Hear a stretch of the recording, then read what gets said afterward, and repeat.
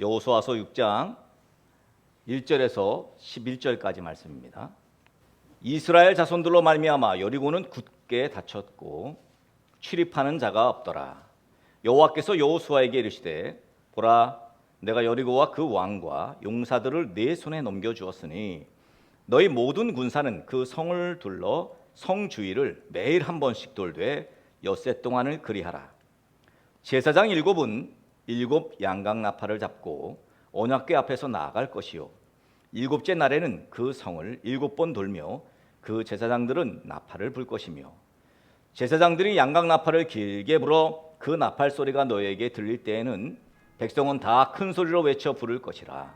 그리하면 그 성벽이 무너져 내리리니 백성은 각기 앞으로 올라갈지니라 하시매 눈의 아들 여호수아가 제사장들을 불러 그들에게 이르되 너희는 언약궤를 메고 제사장 7은 양각 나팔 7을 잡고 여호와의 궤 앞에서 나아가라 하고 또 백성에게 이르되 나아가서 그 성을 돌되 무장한 자들이 여호와의 궤 앞에서 나아갈지니라 하니라. 여호수아가 백성에게 이르기를 마침에 제사장 7은 양각 나팔 7을 잡고 여호와 앞에서 나아가며 나팔을 불고 여호와의 언약궤는 그 뒤를 따르며 그 무장한 자들은 나팔 부는 제사장들 앞에서 행진하며 후군은 궤 뒤를 따르고 제사장들은 나팔을 불며 행진하더라.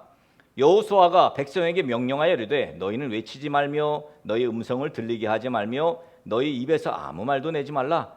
그리하다가 내가 너희에게 명령하여 외치라 하는 날에 외칠지니라 하고 여호와의 궤가 그 성을 한 번 돌게 하고 그들이 진영으로 들어와서 진영에서 자니라.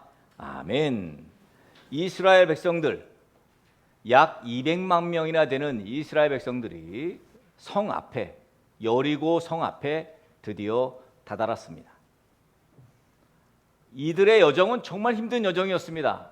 우리가 잘 알듯이 출애굽해서 그리고 홍해를 하나님께서 건너게 하셨죠.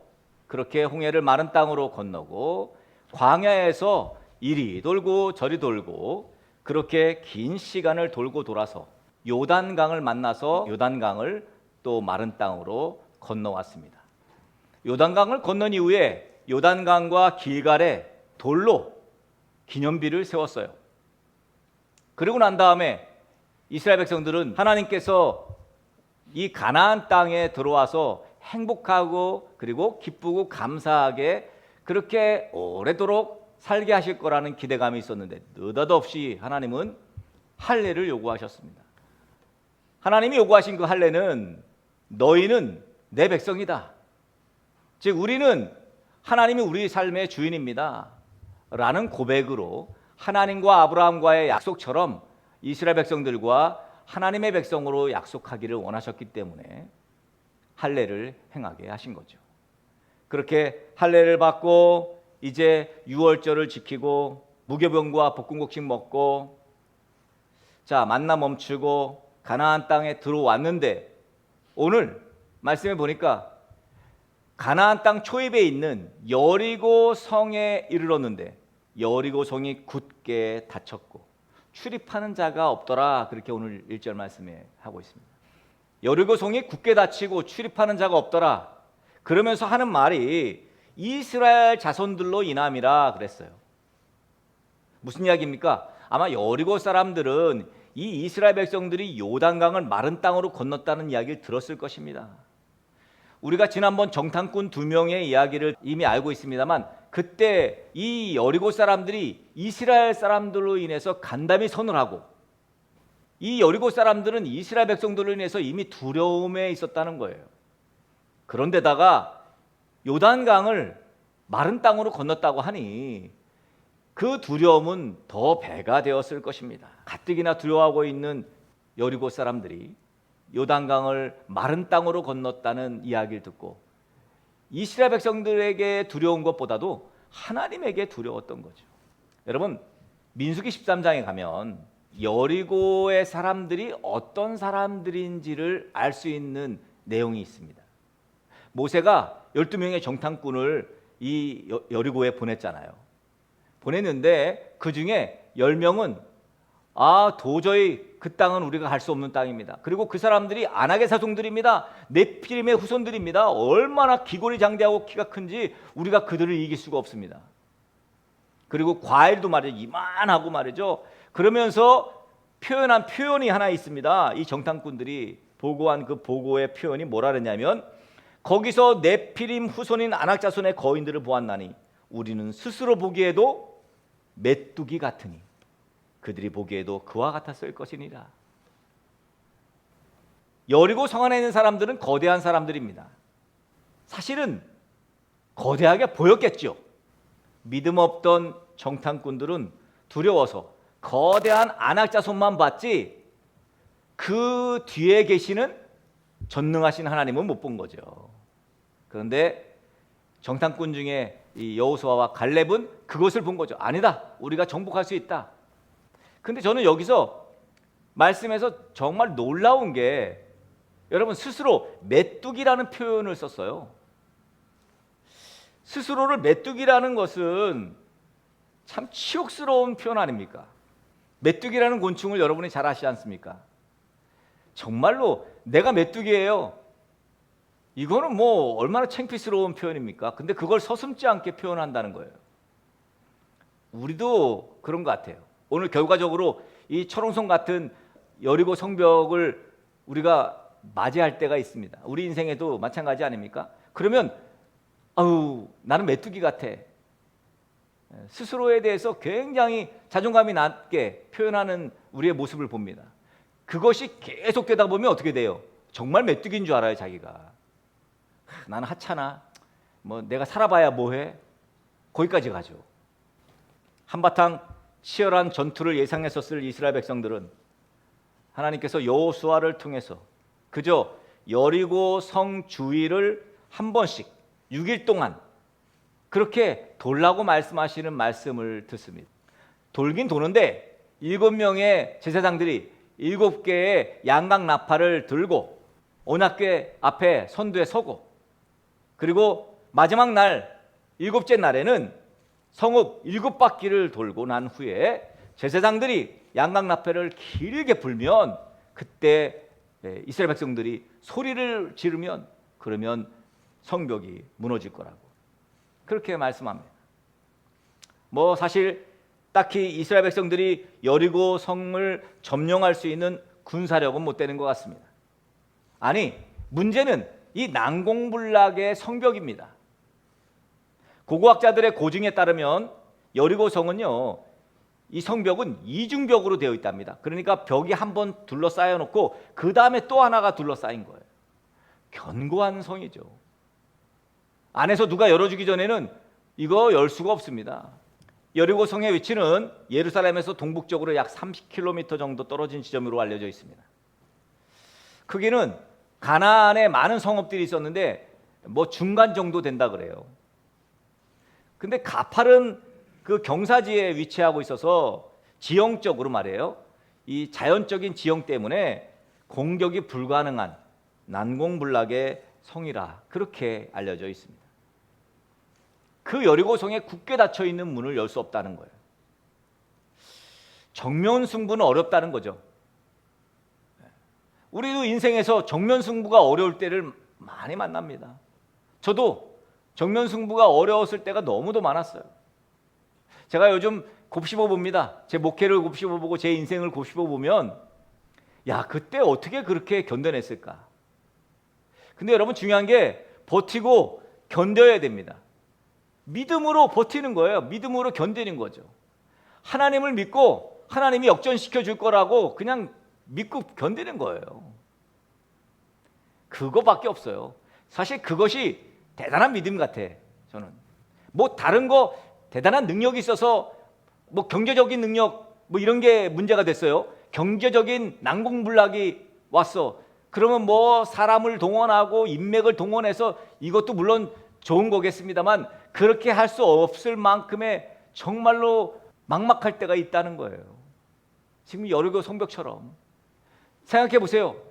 이스라엘 백성들이 여리고 성벽에 왔는데 이거 어떻게 할 수도 없는, 난감하잖아요. 다시 요단강을 건너가요?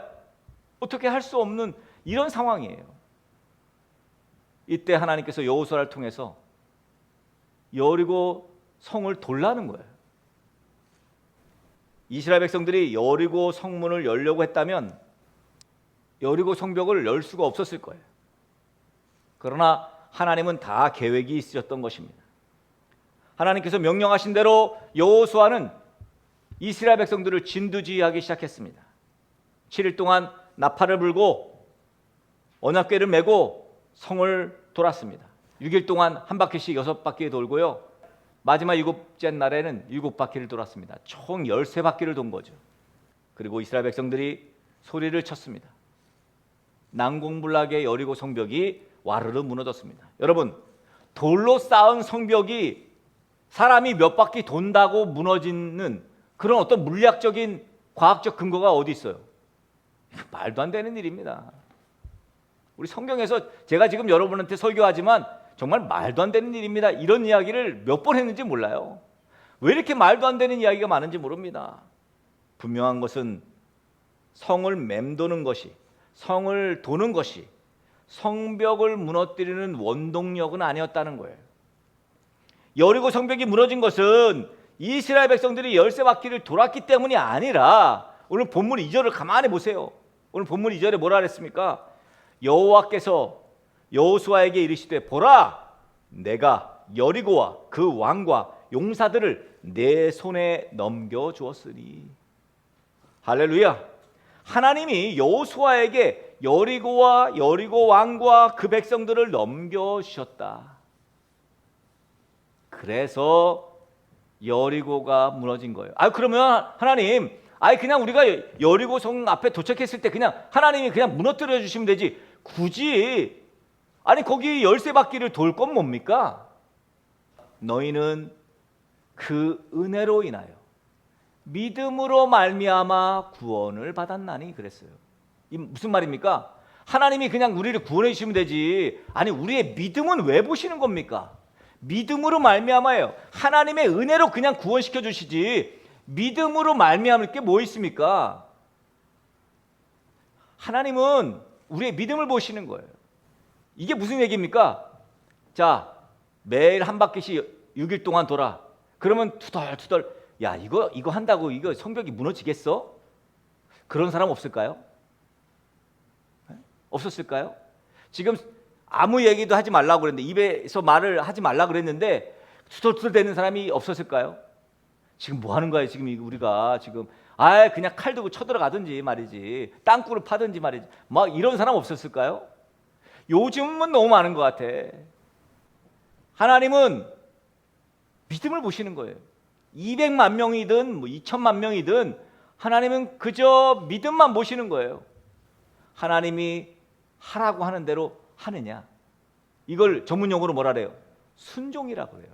순종하느냐, 순종하지 않느냐. 다시 말하면 여리고 성벽이 무너진 이유가 뭐라고요? 순종했기 때문이에요.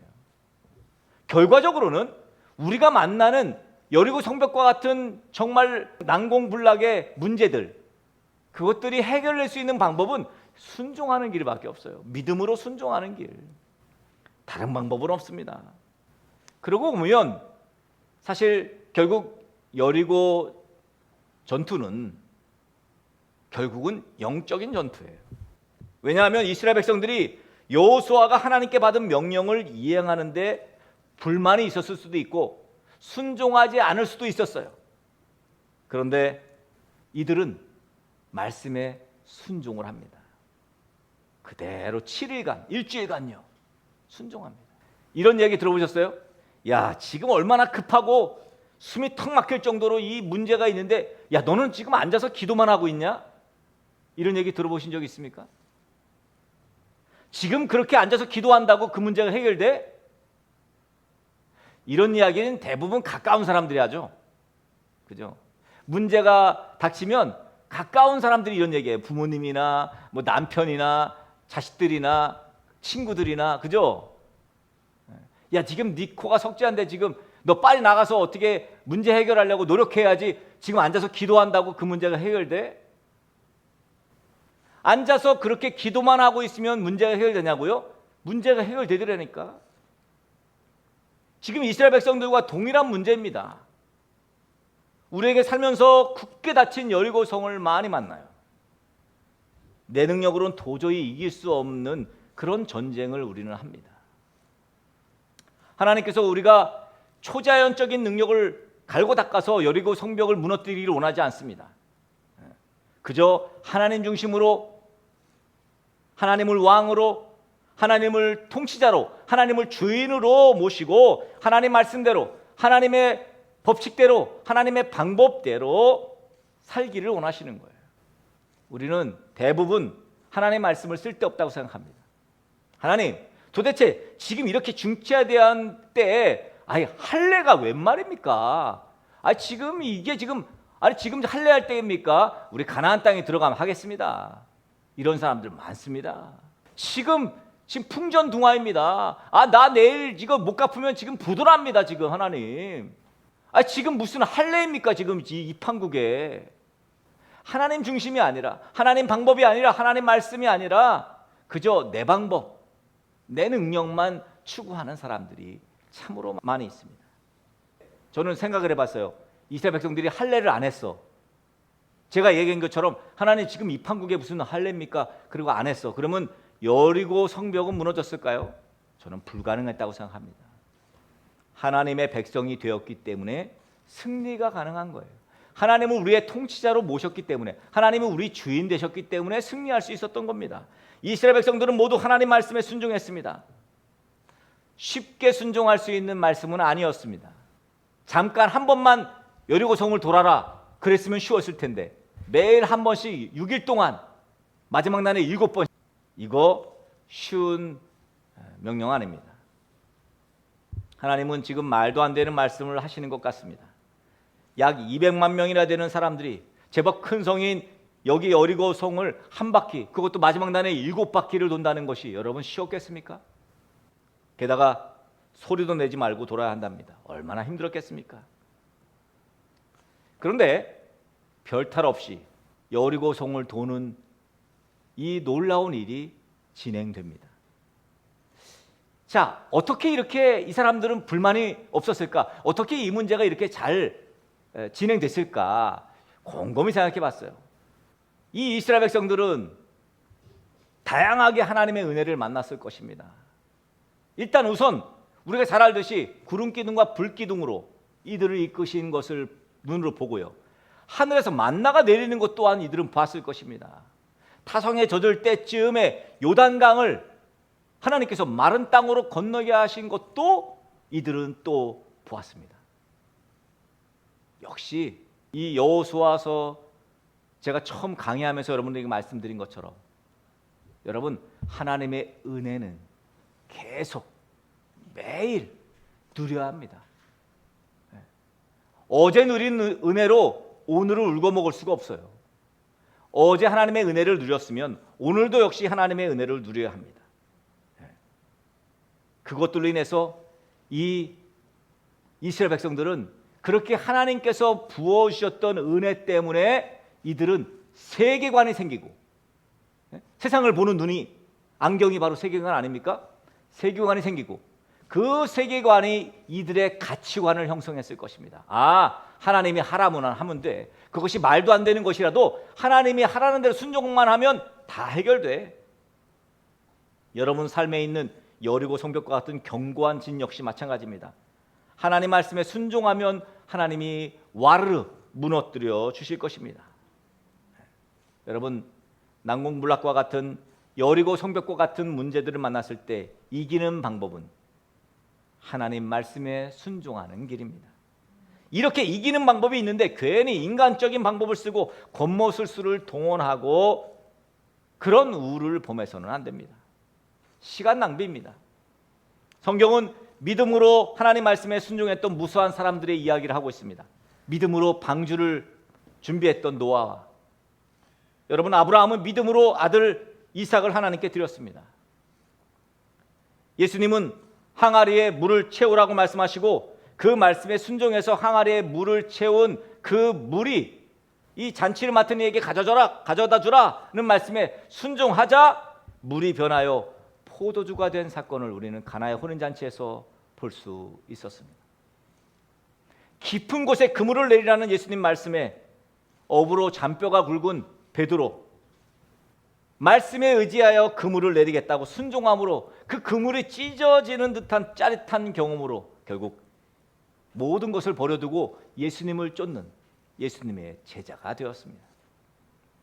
믿음으로 말씀에 순종한 결과는 물리적이고 과학적이고 상식적인 근간을 뛰어넘는 놀라운 하나님의 승리의 역사를 가져다 주게 됩니다. 여러분, 도저히 세상에 이길 수 없을 것 같습니까?